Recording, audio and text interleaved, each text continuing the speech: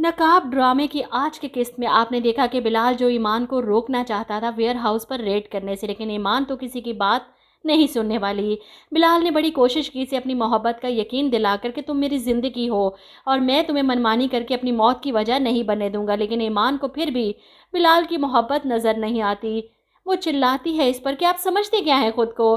कभी आपकी बहन फ़ोन करती है, कभी आपका बहनोई फ़ोन करता है। मतलब इस सब में भी बिलाल का ही कसूर है।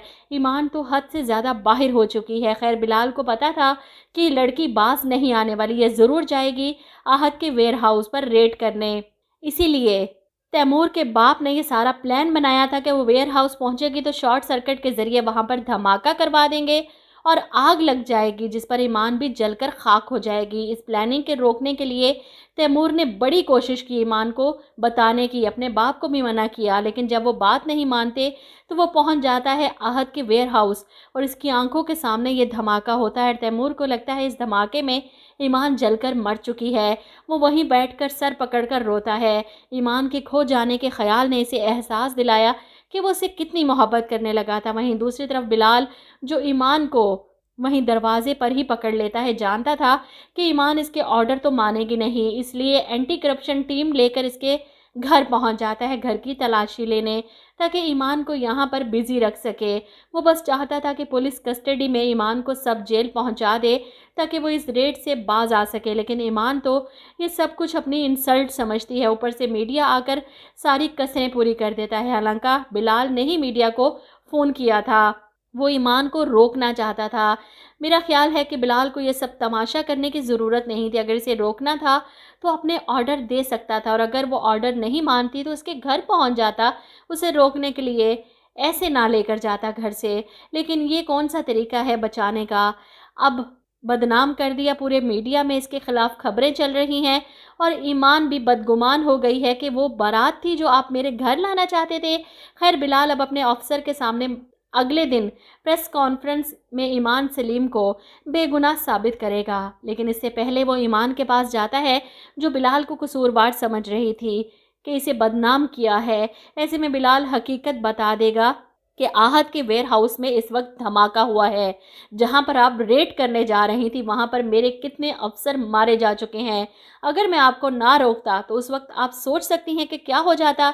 मैंने आपको कितना मना किया था। मैं जब भी आपको रोकता हूँ सिर्फ रोकता नहीं, मैं चाहता हूँ आपको ईमान सलीम, लेकिन आप मेरी बात नहीं मानती और आपकी इस गलती की वजह से आपको रोकने के लिए मुझे ये सब करना पड़ा। ईमान हैरान होकर बिलाल को देखती है कि इसकी जान बचाने के लिए ये सब किया आपने। ऐसे में बिलाल ये भी इंकशाफ करता है कि एंटी करप्शन टीम के पास ये न्यूज़ थी कि आपके घर में करप्शन का पैसा है। आहत ने पूरी प्लानिंग कर रखी थी आपको करप्शन के इल्ज़ाम में फंसाने की, एक तरफ मारने की और दूसरी तरफ फंसाने की। वो बैग मैंने खुद पकड़ा है जो आहत के आदमी ने आपके घर रखवाने के लिए भिजवाया था। सोचे ज़रा, अगर वो सच में आपके घर से बरामद हो जाता तो क्या होता। ईमान तो हैरान परेशान सिर्फ बिलाल को देख रही थी। इतना सब कुछ हो गया मेरी बेवकूफ़ी की वजह से, और शायद इस बार ये बेवकूफ़ बिलाल से माफ़ी मांगने की कोशिश करे, जिसकी मुझे उम्मीद तो नहीं।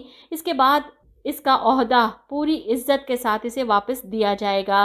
वहीं तैमूर घर पहुंचता है, दुखी है ईमान के लिए।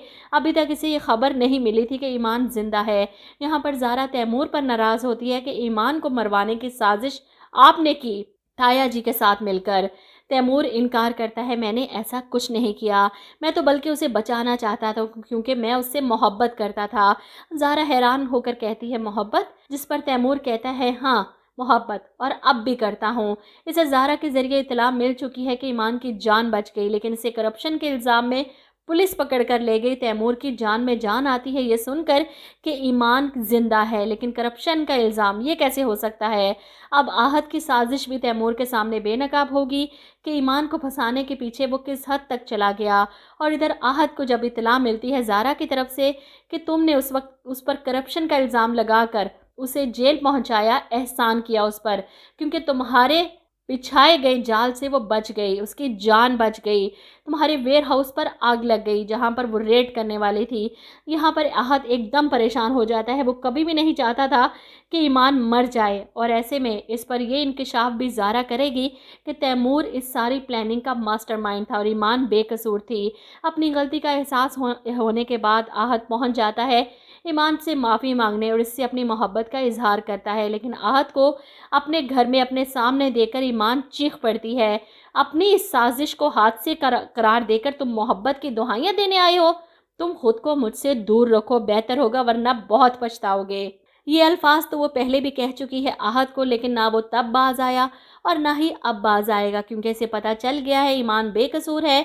इसलिए वो अब ईमान के पीछे हाथ धोकर पड़ेगा, अपनी मोहब्बत का यकीन दिलाने के लिए इसके सामने गिड़गिड़ाएगा कि मैं तुम्हारे बगैर नहीं रह सकता।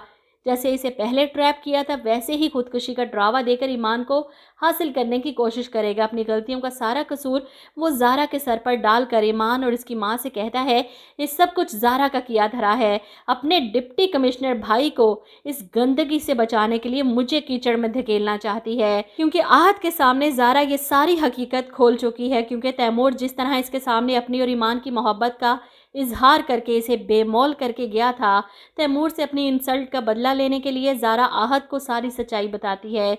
इसी वजह से तो आहत ईमान के सामने खड़ा है माफ़ी मांगने। अब ज़ारा जब इसे सच बताती है तो आहत इसके सामने चिल्लाता है कि ईमान ने रिश्वत भी तो ली थी, वो पैसे, वो चेक, जिस पर ज़ारा ये हकीकत भी खोलती है कि वो पैसे और वो चेक बिलाल के पास हैं। ये सब ईमान ने नहीं, बिलाल ने लिया है अपना हिस्सा। और यहाँ पर आहत की आंखें खुलेंगी कि ईमान ने तो कभी गोल्ड डिगर थी ही नहीं। अब इसे अपनी मोहब्बत भी याद आती है और ईमान की सच्चाई सामने आती है।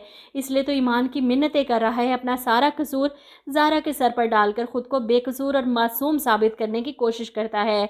लेकिन इस बार शुक्र है कि ईमान की आंखें खुल चुकी हैं, खरे खोटे की पहचान हो चुकी है इसे। और आहत के ट्रैप में दोबारा अगर ईमान आई ना, तो यकीन माने इस ड्रामे के सबसे ज़्यादा नफरत अंगेज़ किरदार इस लड़की का होगा। वहीं दूसरी तरफ तैमूर भी खुलकर सामने आ चुका है। सीधा डिप्टी कमिश्नर यानी बिलाल के घर पहुंच जाता है इसे धमकाने कि मैं ईमान से मोहब्बत करता हूं और आज के बाद अगर मैंने ईमान के फ़ोन पर तुम्हारी आवाज़ सुनी तो पर्सनल हो जाएगा। ये सुनकर बिलाल जवाब देता है मैं ईमान का होने वाला शौहर हूँ। जवाब में तैमूर डिप्टी कमिश्नर को रोब दिखाते हुए इसकी गर्दन पर हाथ रखे इसे यकीन दिलाता है ऐसा तो नहीं होगा बिलाल, क्योंकि ईमान को मैं किसी का होने नहीं दूंगा, वो सिर्फ मेरी है और मेरी ही रहेगी। अब समझ से बाहर है कि ड्रामे में बिलाल का किरदार कितना बोगस क्यों दिखाया गया।